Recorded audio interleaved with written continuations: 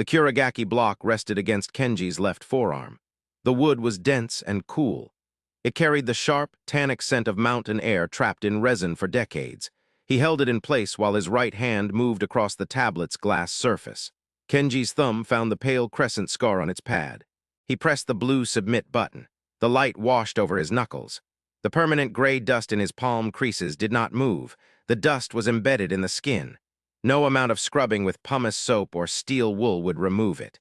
It was a topographic map of his career. He set the tablet down. The screen glowed with a sterile blue hue that clashed with the warm amber of the workshop. The amber came from the years of handling. The tools hung on the wall racks in neat rows. The block planes and chisels and marking knives at the front were darkened by the oils of his palms. He watched the light rectangle shift across the floorboards. The afternoon was advancing. The sun moved. The light moved with it. The numbers on the tablet were locked now. They were floating somewhere in the server farms of Saitama. They were gone from his hands. He walked to the corner of the room. A ceramic cup sat on a low shelf. The tea had steeped until it turned cool, forming a dull film on the surface. A bitter vegetal smell rose from it. He picked up the cup. He did not drink. He held the warmth of the ceramic against his chest. He left the workshop. He closed the external door. The hinges groaned. He walked down the rusted metal stairs. The hardware supply store on the ground floor stood empty, brass hinges resting on a shelf behind the counter while a stack of cardboard boxes leaned against the brick wall. He walked out onto the street. The air in Tennoji was humid. It carried the distant thrum of the city. The sound was a low, rhythmic vibration that traveled through the soles of his shoes. He walked to the convenience store. He bought a carton of barley tea. He drank it standing against the wall. On the fourth day, Thursday, he returned to the shop. The sky was clear and sharp. High light poured through the south window without filtering through haze. The workshop was exactly as he had left it. The kurigaki block sat on the bench. The ceramic cup sat on the shelf. The tablet sat in the center of the maple. He lifted the phone from his pocket. The screen was black. He pressed the side button. The lock screen appeared, an incoming call. The caller ID read Sato. Kenji answered. He lifted the phone to his ear. Kenji-san, I'm sorry. Sato's voice came through the speaker, wrapping around the quiet room with a familiar warmth before cracking mid-sentence. It's done. The Nakamura construction firm took it. They're using PAI units for the finish work. Their bid came in at 58% lower than yours. Kenji's jaw tightened. The muscles along his cheekbone pulled taut. He did not move his face. His expression remained flat. I understand. He paused. His voice was flat. It carried no tremor. It carried no anger. It was a functional statement. It acknowledged the data. Friction fit held the wood together without metal. It breathed with the humidity. It expanded and contracted as a single living thing. The PAI units would fasten panels with machine screws. They would glue veneers over particle board. They would finish the work in a day instead of a month. The math was efficient. The math was undeniable. The market had voted. The vote was final. He placed the phone face down on the workbench. The plastic back made a soft thud against the maple. He did not move. He stood with his arms at his sides. His hands hung open. He watched the light rectangle shift an inch across the floorboards. The sun was moving. The light was moving. The room was changing without him. He turned away from the bench. He walked to the tool rack. The tools hung in neat rows. He knew their order by sight. The block planes were at the front. Their soles were polished bronze from years of rubbing against wood. The chisels were next. Their steel blades were dark with oxide.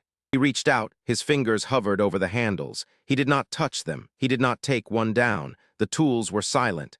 They waited for a hand that was no longer there. He ran his thumb along the edge of the wooden shelf where the block planes hung. The wood was worn smooth. The shelf's edge gathered a fine layer of dust that caught on his skin. He felt the grit under his nail. His fingers curled inward, the motion involuntary.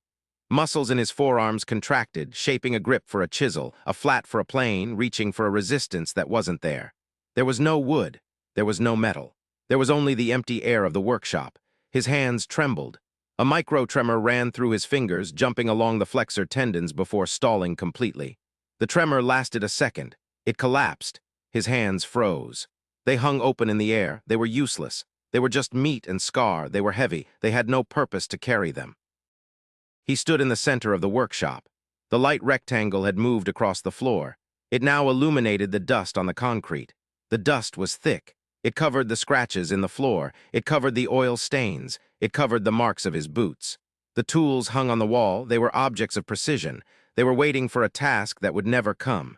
Kenji looked at the Kurigaki block on the bench. The wood had not changed. It was still dense. It was still cool. It still smelled of the mountain.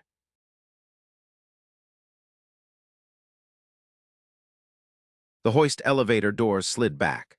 Late June humidity pressed against Kenji's face, heavy as wet drywall paper. The air on the 9th floor carried the sharp mineral bite of ozone from cooling vents, the resin and iron smell of cut Japanese kiaki, and the baking dryness of joint compound settling in the humidity. The PAI unit did not clank. It hummed at a steady 60 hertz, a tone that sat deep in the sternum, punctuated by the sharp, rhythmic tick-tick-tick of micro-torque drivers and the silent glide of linear rails. Kenji's steel-toe boots found the raw OSB. The grit bit into the tread. He pressed his left thumb against the pale crescent scar on his knuckle, tracing the rough ridge of healed tissue, and let his eyes track the first plane of truth in the room. Takeda stood near the gyro-stabilized base. The suit was navy, tailored, dusted at the shoulders. He held a tablet in both hands. The screen glowed with vectors and load paths. "Assessment log is synced," Takeda said. "Floor plans and tolerance specs are on page 1. PAI operational logs follow. Runtime is 14 hours continuous." Kenji nodded. His hands slid into the canvas pockets of his apron. The tools inside weighed precisely 147 grams. The balance was familiar. He did not reach for the tablet. Kenji stepped to a 45-degree angle relative to the workflow, where the PAI unit occupied the center of the room on its wheeled base. Hydraulic dampeners kept the chassis level, while the matte black processor housing vented along the flanks. Status LEDs pulsed cool green around the core, and a blue-white ring light marked the operational zone. 3 articulated arms extended from the central column, quick-release tool mounts glinting against the matte charcoal chassis that bore the stenciled designation A-7. A laser grid swept the workpiece. The arms shifted with zero hesitation as a micro-adjustment resolved. The router head descended and cut, the linear rails whispering while the clamp engaged with a soft hiss. The verification pulse triggered, and the ring light held steady. Kenji held his posture, shoulders broad, grounded, no weight shifts, no breathing noise. Kenji stilled his chest between subtasks. The workshop air went perfectly still. The hum remained constant. The rhythm of the arms moved in continuous arcs. The arms traced continuous arcs, shifting between subtasks without breaking rhythm or losing pace. Takeda watched the screen. Tolerance holds at 0.03 millimeters across the batch. No thermal drift. Efficiency is up 4% from the alpha run. Kenji extended a tape measure over the bulkhead seam. The steel housing slid with a metallic snick. He read the mark. The number aligned with the chalk line. He retracted the tape. The casing clicked. He nodded once. "Precision is within spec," Takeda said. "The system adapts to humidity changes. The dampers compensate for slab vibration." Kenji moved toward the window wall. Exposed concrete soffits loomed above. Half-taped drywall seams ran vertically through shafts of late afternoon sun. Floating silica and wood fibers drifted in the light. A rolled conduit lay across the path. Kenji lifted his boot and stepped over it. The rubber sole did not scuff the casing. He crouched. His knees cracked, a soft pop of fluid and cartilage. The humidity made his charcoal linen shirt stick to his back. Transom frame sat in the drywall opening. The wood was Japanese kiaki. The grain ran dark and dense. The transom joint sat at 45 degrees, mitered. A hairline gap opened when the late sun struck the edge obliquely. Kenji leaned forward. His right index finger traced the bottom stile until it caught the cool smoothness of the miter cut, then pressed into the resistance of a micro-ridge where the grain reversed. Kenji reached into his apron. Fingers closed around the calibrated digital caliper. He drew it out. The jaws opened. He placed the tips against the joint seam. The display lit. 0.1 millimeters within tolerance. He closed the jaws. Click. He set the tool back in his pocket. He pressed his thumb against the stile. He searched for torque inconsistency. Pressure held firm and traveled straight up his forearm without a give. He traced the grain flow with his eyes. The parent board's figure ran down the grain. Clean fall, but the PAI's algorithm had rotated the left stile 180 degrees. It aligned the grain structure for symmetry. It ignored the directional fall of the figure. The router had carved a perfect geometric seam, but the grain refused to follow the line. The router head displayed microchipping along the cutting edge, a pattern of wear that matched the hardwood density. The router bit tore against the hardwood, fighting the grain's uneven density. Kenji stood, his boots scuffed the OSB. He turned to Takeda. The left style, grain reverses. Takeda looked at Kenji, then at his tablet. He tapped the screen. The PAI reads the stock and runs the numbers before it locks the cut. It balances visual symmetry and load distribution across the transom assembly. Human variance averages 12%. The PAI variance is 0.0%. Kenji held his gaze.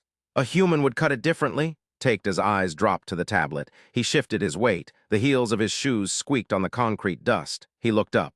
A human would follow the figure. The PAI follows the formula. Kenji said nothing. He reached into his apron again. Fingers found the small notebook. He pulled out the graphite pencil. The lead was blunt. He held the book against his thigh. The drywall silica coated the back of his throat. He swallowed, the fine dust grinding against his palate. He made 3 strokes. The lines captured the angle of the miter, the break in the grain, the reversed fall. He pressed the blunt graphite down hard, dragging it across the page as he wrote beneath the sketch. Correct, not right. He closed the book. The cover rubbed against his palm. He slid the notebook back into the pocket. Takeda lowered the tablet. Thank you for the assessment, Kenji-san. The logs are secure. Kenji nodded. He turned. His steps were deliberate, weight shifting evenly through his boots, arms swinging loose. He walked back to the hoist. The PAI unit continued its cycle behind him. He felt the tick-tick-tick of the drivers vibrate in his teeth rather than hear them, the blue-white ring light blinking steady against the dimming corridor. The hum held at 60 hertz, a constant against his quiet departure. The hoist elevator doors slid back. Namba poured into the shaft. Heat bloomed against his charcoal linen shirt. Noise hammered against the waxed canvas of his apron and steel-toe boots. Engines, screams of taxis, the murmur of crowds. The air carried the smell of hot asphalt and frying oil.